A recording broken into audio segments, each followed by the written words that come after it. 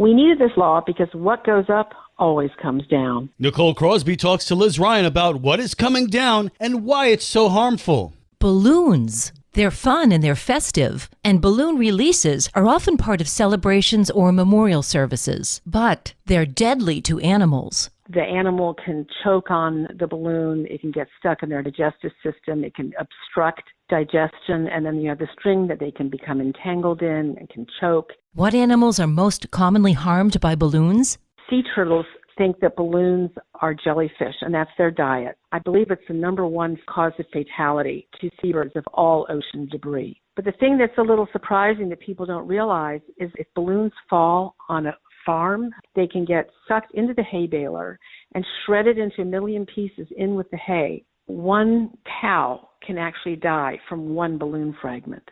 And 2 years ago, she did something about it. She teamed up with folks from the Turtle Patrol, got a bunch of petitions signed, and brought them to the St. Johns County Commissioners. We became the first county in the state to pass an ordinance banning the release of helium balloons. And so then I went to Jacksonville, and they did the same thing there. And I went to Flagler County. So that was 3 counties, all passing very similar balloon release bans. And now the Florida legislature has passed a bill banning balloon releases. This is very exciting because balloons travel. So you can ban balloon release in St. Johns County, and it's not going to stop balloons from landing here if somebody releases one in Volusia County. The bill is sitting on the governor's desk waiting for his signature. If enacted, it will make the intentional release of balloons illegal and classify it as a non-criminal littering infraction, which carries a $150 fine. For St. Augustine's Local Morning News, I'm Liz Ryan. This local news is a service of your hometown Toyota dealer, Beaver Toyota US 1 St. Augustine, here to wow you. On March 26th, Governor DeSantis and the Florida Cabinet approved an investment to protect nearly 28,000 acres of Florida's natural land. Florida government approves the biggest conservation lands investment in decades. Catherine Carver with the Florida Department of Environmental Protection says the state is purchasing the land in 3 separate acquisitions. The first one was about 1,300 acres that was acquired within the Yarborough Rank Florida Forever project in Seminole County. Another one of those projects, also about 1,300 acres, was acquired within the Lake Hatchinawa Watershed Florida Forever project in Polk County.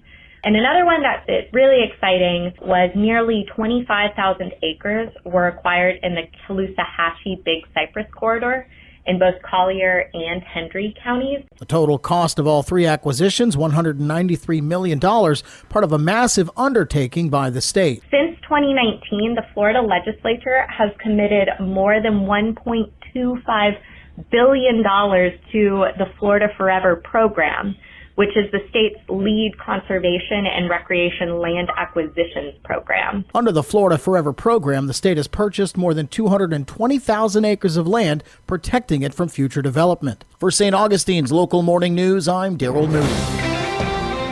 It hasn't exactly been the dream project for a dream home on Anastasia Island. The city of St. Augustine approved, after the fact, a bulkhead for a high-end house on Anastasia Island built in the Pelican Reef neighborhood for home and garden television. Essentially, the contractor skipped a step in the city's approval process, and it has taken 2 months for the city of St. Augustine to come to an agreement with the contractor. City staff reports questioned the size of the bulkhead, the house, and the bulkhead's proximity to the marsh and the house's width. Mike Davis, chair of the City of St. Augustine Planning and Zoning Board. There's a lot of properties inside Pelican Reef that are wider than 75 feet. When Pelican Reef became a subdivision, they basically said this is a private subdivision, and that rule that we have applied to and looked at on a bunch of other projects in the city does not apply here. Also, the city determined the house is as close to the water as it is because of the significant amount of trees in the front of the property. I completely agree with the rule that everyone is following. They set the line. Yes, it was set a long time ago,